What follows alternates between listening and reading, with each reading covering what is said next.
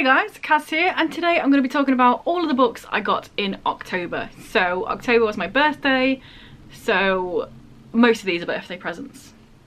Except this first three, which I bought myself several months ago, and it finally arrived. And you've seen them already because I did a whole unboxing about them. So let's just jump straight in. The All for the Game box set by Rainbow Crate, this fancy ass version. I'm not one to go for like special editions of books. I don't really care about having multiple editions of my favourite series, but I couldn't pass these up because I love them, I adore them, they're amazing. They've got like all of the things, like watch the video if you want to see all of the things. But yeah, the fact that Nora Sakavic is an indie author as well, I just love the fact that her books got so fancy famous, that they got these good editions. So I wanted to support them, and also I just really wanted these, so I bought them. So we have The Foxhole Court, which is the first book. We have The Raven King, which is the second book. And we have The King's Men, which is the third book. This one has not got the dust jacket on at the moment because I'm reading it, but also I like the underneath ones because this is like the artwork.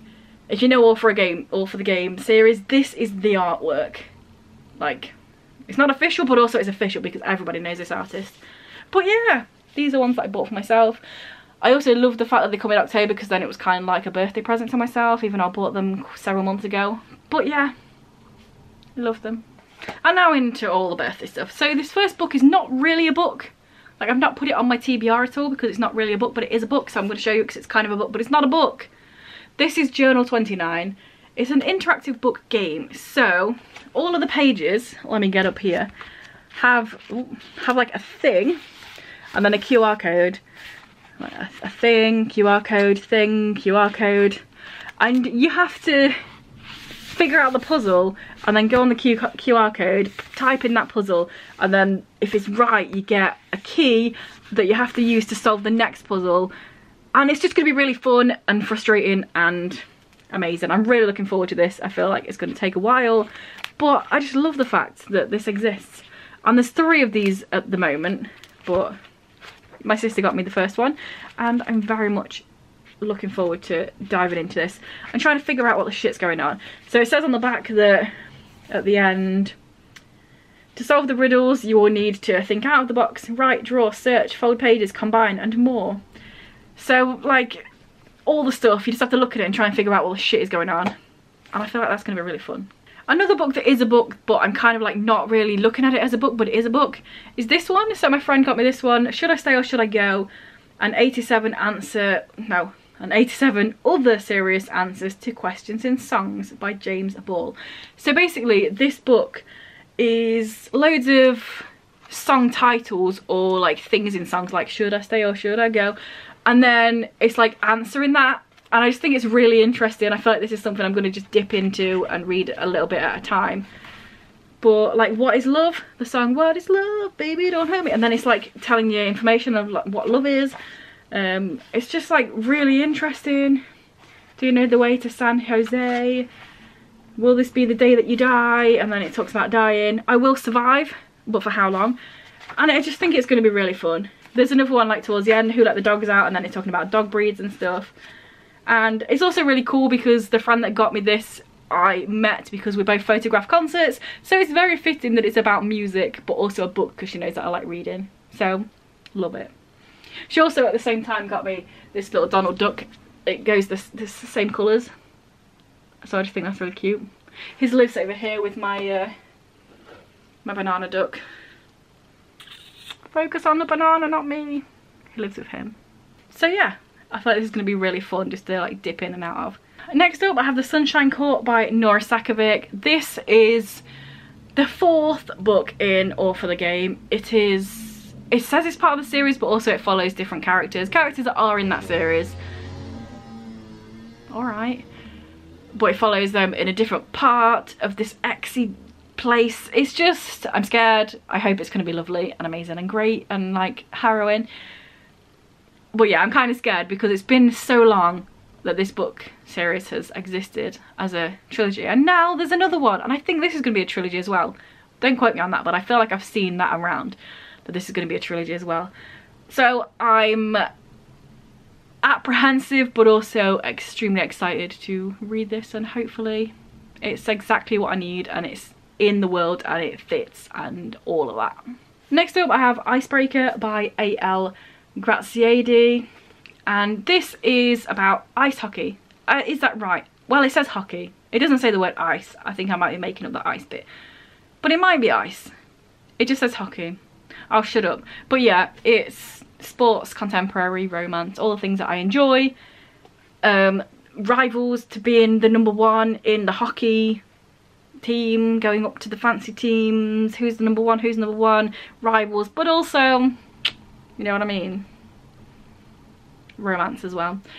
So yeah, hopefully this is good. I do very much enjoy a sports romance. Next up I have The Double Life of Ted Amos by Simon James Green. This is a middle grade.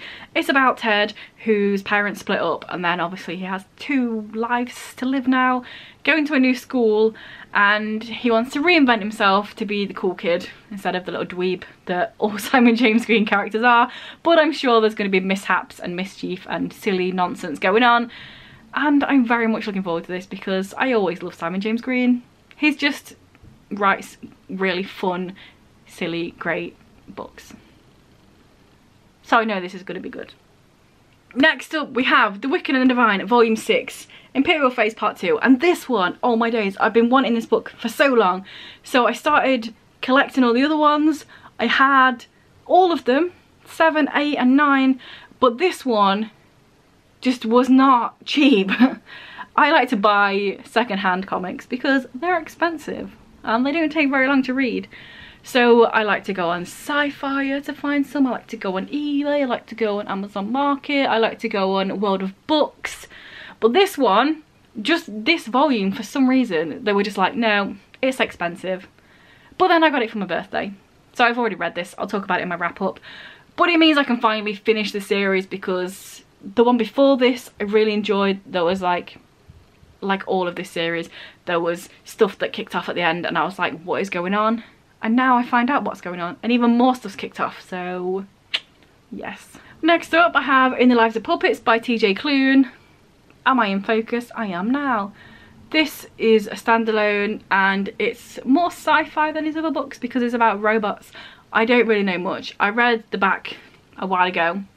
Actually, I read the back a few days ago because I was trying to like figure out my TBR for November, see what would fit. But I just know that there's robots, and family probably, because TJ Klune likes to write families that are not necessarily your normal families. And I'm looking forward to it because I really like TJ Klune's writing. And yeah, I know some people have moaned about this one, about the asexual rep, but also TJ Klune is asexual, but also asexuals can exist in different ways. So I don't know, I've not read it yet, so I don't know if I'll be like annoyed at it as well, but people can exist in different ways, so I don't know. We'll see about that bit, but I feel like I'm going to enjoy it because I've not enjoyed a TJ Klune book yet, so yes. Next up I have The Perfect Guy Doesn't Exist by Sophie Gonzalez.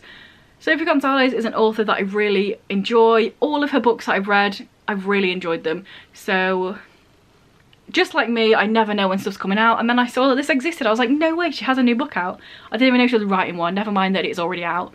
So I put it on the old wish list, and here it is. This one is about, it's like the main character accidentally creates the guy from a game or a TV show or something. A favourite TV show, fan fiction writing. But then like, he becomes alive. Is he the perfect guy, or you know, she's got a friend or an ex-best friend or something? You see where I'm going with this? It's going to be good. All of Sophie Gonzalez books are. Hopefully this won't be the exception. Next up we have book 3 in the Light Thieves trilogy. This is The Light Thieves and the Terrifying Dawn by Helena Duggan. So I did get number 2 earlier this year and I really wanted to read it as soon as I got it, but then I got into the slump, so I haven't read that yet. But I would very much enjoy to read that one and this one. I don't know if it will happen by the end of the year, but I really enjoyed the first book in this. This is a middle grade book, and well, in the first book there's like, the world has tipped on its axis, so like the sun is wrong, and then this billionaire dude says, oh, if you all get into this one spot we can tip it back. So he's like trying to get everybody into there, but like, you know, billionaires, they're a bit dodgy, aren't they? And like, is that really what's happening in that one spot? All these people are going in there, they're not coming out, what's going on? It's really good. If you haven't read it, read it if you enjoy middle grade books that also have a message and is also good, and also, like, you know, tells the billionaires dodginess. I really enjoyed the first one, so I'm glad I've got the last 2 books now. Both of them wrap the whole series up. Hopefully, like I said, I'll read them soon because I really enjoyed that first one. If I wasn't slumping, I probably would have already read the second one, but now I can finish the series when I get to it. The lovely Kat from Brews and Reviews on here, go check her out because she's awesome, sent me this. I was not expecting it. I got a little package through the post and it was from Kat, so thank you, Kat. Absolutely lovely, wonderful, amazing person. Go and subscribe to her, but also she's just awesome. This is a Bitch Planet Volume 2. You Can't Jail the Revolution. So I read the first one a couple of months ago in my reading the first volume of a bunch of comics vlog. Check that out if you want to. And I very much enjoyed it, so boom. I think there's only 3 volumes in this series anyway, it's quite small. Several of them were, so maybe I can get it, you know, read and wrapped up. Because I started a lot of series in that vlog, like I don't already have enough. But yeah, I now have a continuation. I was going to say here's the artwork, but I just remembered I didn't even do that with like The Wicked and the Divine. But also The Wicked and the Divine was, what, volume 6? So it could be spoilers. But I'll just give you this. This is sort of artwork in here. Boom, there you go. And this is about women who don't fit the mould of what they should be. Meek, subservient, doing what they're told. Get sent to this planet, Bitch Planet. And then also there's sport involved, which is cool. But yeah, looking forward to reading that one. And then last but not least, this is a big bitch. Let me just reach over and pick him up. Oh, bloody hell, it's heavy. So, I also have, boom, this. This is the Natural History book. I put this on my wish list because several reasons. First of all, I just really enjoy natural history. Whenever I go somewhere, I always hunt out the museums, learning stuff, fighting crimes, the family business. I like looking at rocks, I like looking at animals, bugs, stuff, fossils. And guess what, that's all in here. It's literally just a massive book full of all the things. But yeah, let me try and flip through it. So we've got all the animals, the mammals, the birds, the snakes, lizards, stuff, sea creatures, butterflies, bugs. I love bugs, they look so cool. Look, ooh, spidrons. Let's get rid of that quickly. But yeah, all the things, and then plants, and then if we get a bit further up here, there's like fossils somewhere, amoebas, fossils, cool rocks, just all the things that you would want in a natural history. So I just really enjoy it in that sense, but also I think it'll be really cool as a reference book to draw animals and plants and fossils and stuff. So yeah, 2 in 1. And as soon as I got this, I was flicking through it. It's really cool. I really enjoy it. So yeah, it is heavy though. So let's plonk him down. Boom. And because I was so invested in telling you about all the stuff, did I even talk about any cats? I don't think I did, so here's a clip. Hi, lovely. Little beep boop on the nose. Oh boy. So yeah, those were all the books I got in October. I don't want to pick them all up again because just that natural history book on its own is a heavy bitch. All of them together, they're going to be falling. You saw them all, you know what was there. But yeah, let me know down below if you've read any of these, which ones do you think I should prioritise. Just say anything down there if you want, because that's what it's there for. Do the things if you want, like if you want, comment if you want, subscribe if you want, but only if you want.